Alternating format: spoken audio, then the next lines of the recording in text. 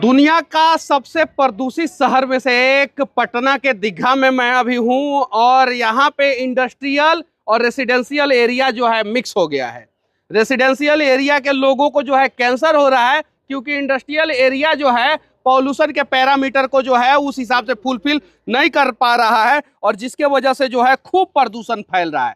हालांकि प्रदूषण रोकने का काम जो है वो बिहार राज्य प्रदूषण बोर्ड के अंडर में है, लेकिन वो कहीं नहीं तो कहीं जो है सेटिंग वेटिंग करके जो है ऐसी कंपनियों का जो है चिमनी जांच नहीं कर रहा है और ऐसी कंपनियां जो है खूब प्रदूषण फैला रहा है।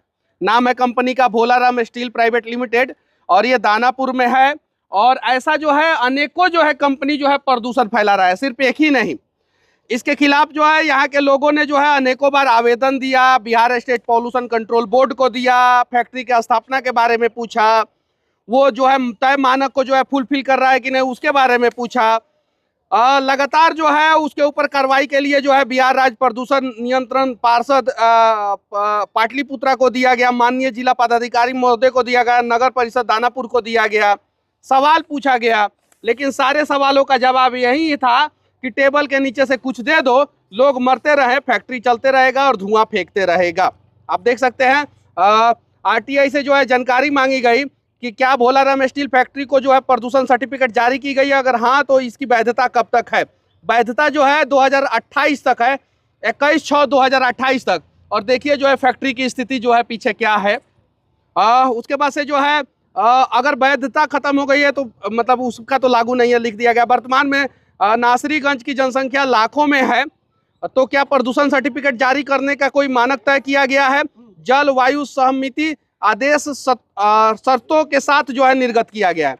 यहाँ पे भी लोगों ने जो है सवाल पूछा और ये डायोक्सिन गैस जो है उत्सर्जित करता है जिसके वजह से जो है आसपास के दीघा के लोगों को जो है कैंसर की बीमारी होती है।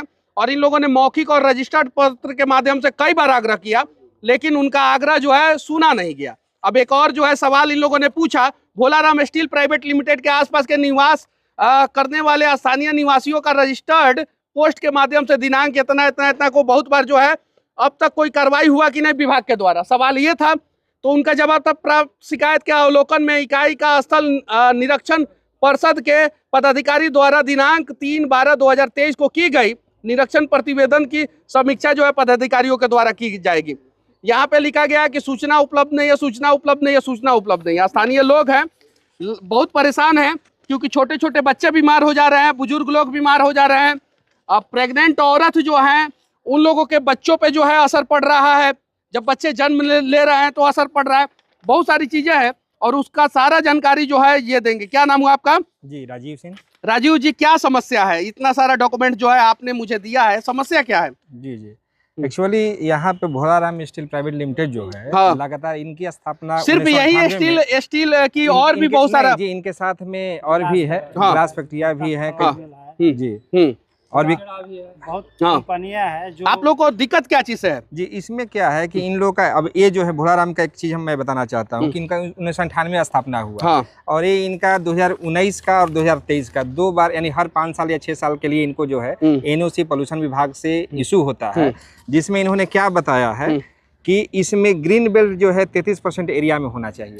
तो इस फैक्ट्री के अंदर जी इस फैक्ट्री के अंदर 33% एरिया में ग्रीन बेल्ट होना चाहिए। 1998 से कौन सा ऐसा चीज है, क्यों नहीं अब तक 33% का इसमें जो है सो अब तक ग्रीन बेल्ट नहीं तैयार हुआ है और हर बार पॉल्यूशन सर्टिफिकेट इशू हो जाता है। उसके बाद में इसमें इसी एनओसी में बताया गया है कि 35 मीटर का जो है ये आप सामने चिमनी देख रहे होंगे, ये जो चिमनी है वो 35 मीटर का होना चाहिए। 35 मीटर का मतलब 115 फीट जी। 115 फीट का मतलब होता है कि मोबाइल टावर का सबसे लंबा टावर आता था ना, हाँ जो 2G का टावर होता था सबसे लंबा, उससे भी ज्यादा लंबा जो है ये होना चाहिए।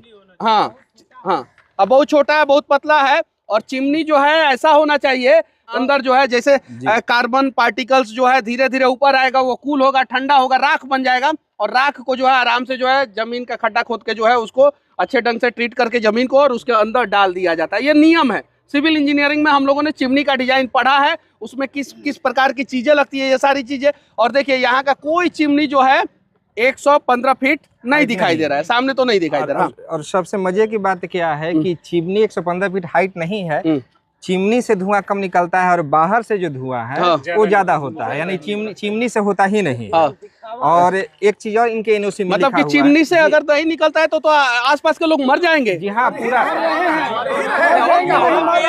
क्या सांस लेना मुश्किल हो रहा है, हम लोग को जीना मुश्किल है। अरे भाई ये लोहा फैक्ट्री है और इसमें जो है इतना गंदगी निकलता है, इतना जहरीला गैस निकलता है। मैं अस्थमैटिक हो गया हूँ, 4 साल मुझे अस्थमा नहीं था और अभी मैं 4 साल से रह रहा हूँ और मैं अस्थमैटिक हो गया हूँ और मतलब सांस लेने में नहीं बनता। क्या दिक्कत है बाबू तुम लोग को, क्या दिक्कत है? पोल्यूशन से दिक्कत है। क्या दिक्कत है? पोल्यूशन से दिक्कत है, बहुत पोल्यूशन फैलाता है ये, हम सब बीमार भी पड़ सकते हैं, बच्चे लोग बीमार पड़ते हैं। बच्चे लोग बीमार पड़ते हैं जी। इसके घर में क्या दिक्कत है चाचा जी? आप प्रदूषण मुक्त जीवन हमारा आप लेके जो है अब 1 बजे जो है 45 डिग्री टेम्परेचर है अभी यहाँ पे खड़ा है। इससे जो है सर कैंसर की बीमारी और खांसी, अस्थमा और जो है प्रॉब्लम काफी हो। क्या क्या दिक्कत है? बहुत दिक्कत है इस प्रदूषण के कारण। आज के समय में जितनी बीमारियां हो रही हैं उसका 30 to 40% सिर्फ इस प्रदूषण के कारण। क्या दिक्कत है बाबू? प्रदूषण के कारण हम लोग का खेलना बंद हो गया है, हम लोग को सांस लेने में बहुत दिक्कत हो रहा है और घर से निकल के हम लोग दिन में कम चलाता है, ये दिन में कम चलाता है, रात्रि में पूरा एरिया में काला सा धुआं। और देखिए मैं आपको एग्जाम्पल दिखा रहा हूँ। देखिए फैक्ट्री के बगल में जो है वो बिल्डिंग जो है पूरा काला हो गया। जितना जो है 2-3 साल पुराना बिल्डिंग है सारा का सारा जो है काला हो गया। उसके बाद पूरा इतना वाइब्रेट करता है कि बिल्डिंग डैमेज हो गया, उसका भरपाई कौन करेगा? ये फैक्ट्री वाले करेंगे। लगता है कुआ गिरा हुआ पूरा एकदम अंधा, हम लोग तो एकदम पूरा अंधा है। माननीय न्यायालय से भी आग्रह करेंगे तो जनहित में न्याय देकर हम लोग को जान बचावे। हम लोग त्राही इमाम में हैं। आप लोग कोर्ट गए हैं कि नहीं? मुश्किल है सर, हम लोग कोर्ट गए कि नहीं? हम लोग कोर्ट भी गए हुए हैं और ये एनजीटी का जो है नेशनल ग्रीन ट्रिब्यूनल में हम लोग गए हैं और ये मनबोध जी है, इन्होंने अपना जो है चूंकि एक समाज सेवी के रूप में एनजीटी में क्या कंप्लेन किया है? एनजीटी में हम लोग प्रदूषण के मामले में केस किए हैं कि बार प्रदूषण विभाग में हम लोग जाते हैं, मिलता है विश्वास कि हम लोग बंद करवा देते हैं, लेकिन 10 दिन बंद होता है, फिर ये लोग पैसा वैसा देकर फिर चालू करवा लेता है। जो भारत सरकार डिस्पोजल जो बंद कर दिया प्लास्टिक का, वो भी कंपनी का नाम बंद करके ये लोग दिन रात चलाता है, इतना वाइब्रेट करता है कि हद से जाना। यहाँ मनुष्य का जितना जीना है, पब्लिक का जीना मुश्किल हो गया है। जो गुप्ता फ्लावर मिल है, इतना ये लोग धुआं छोड़ता है आटा का प्रदूषण कि पीछे के आदमी छत पर कपड़ा नहीं पसार सकता है, नहीं बैठ सकता है, नहीं सो सकता है। अगर लाइन कट जाए तो आदमी को कहीं बैठने के लिए साधन नहीं है। चाहे तो जो सरकार से हट जाए, हम लोग के हटा दे या इनको हटावे। जनहित में अगर जनता बड़ी है तो उनको हटावे, अगर वो बड़ी है तो हमें हटा दे। लेकिन हम लोग के साथ बहुत बड़ा अन्याय हो रहा है। सर एक चीज और है सर, एक चीज और मैं बताना चाहूँगा कि इनके एनओसी में बिहार पोल्यूशन बोर्ड जो है इशू करती है, उसमें कहती क्या है कि अगर कोई भी कंप्लेन वहाँ के निवासियों से मिलता है तो आपको दूसरी जगह शिफ्ट कर दिया जाएगा। और कंप्लेन पे कंप्लेन किया जा रहा है, लेकिन यह लगातार धुआं किए जा रहा है, कोई सुनवाई नहीं। यानी कहने का मतलब है कि ये पूरा रेसिडेंशियल एरिया है और रेसिडेंशियल एरिया में जो है गलत तरीके से जो है बहुत सारी इंडस्ट्रियां जो है चल रही है। तो सरकार क्या करे कि ये सारा जमीन जो है एक्वायर करे और एक्वायर करने, अंबानी भाई साहब बाद में बोलिएगा, सरकार जो है जमीन एक्वायर करे और एक्वायर करने के बाद जो है यहाँ पे जो है कुछ और बना दे और इन लोगों को जो है बाहर बिहटा में जो है इंडस्ट्रियल एरिया बन रहा है या बाहर जो इंडस्ट्रियल एरिया बन रहा है प्रॉपर इंडस्ट्रियल एरिया में इन लोगों को शिफ्ट कर दे। नहीं तो बिहार के लोग बेवजह मरते रहेंगे।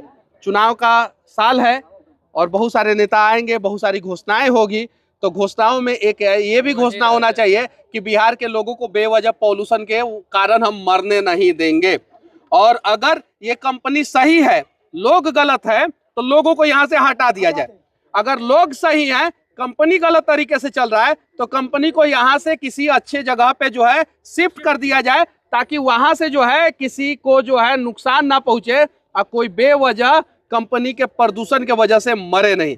बाकी यहाँ के लोग जो है लड़ रहे हैं, लगातार लड़ रहे हैं। पॉल्यूशन बोर्ड से अनेकों बार इन लोगों ने जवाब मांगा है और पॉल्यूशन बोर्ड का जो है ढुलमुल रवैया के कारण जो है यहाँ के लोगों का जान जो है खतरे में है। तो पॉल्यूशन बोर्ड से मैं विनती करना चाहता हूँ कि ईमानदारी पूर्वक कार्रवाई करे, ईमानदारी पूर्वक कार्रवाई करे और जो भी दोषी पाए जाए उनके ऊपर जो है कार्रवाई करते हुए जो है, अगर ये लोग दोषी पाए जाए स्थानीय नागरिक, तो इनके ऊपर कार्रवाई करके इनका घर घुर तोड़ ताड़ के भगा दीजिए यहाँ से। अगर ये लोग सही है, कंपनी अगर गलत पाया जाए तो कंपनी के ऊपर उचित कार्रवाई किया जाए, वरना लोग कहेंगे कि बिहार पॉल्यूशन बोर्ड जो है वो गरीबों की बात नहीं सुनता है, अमीरों की बात सुनता है, फैक्ट्री वालों की बात सुनता है और पैसे की बात सुनता है। टेबल के नीचे जय की हिंद। बात सुन-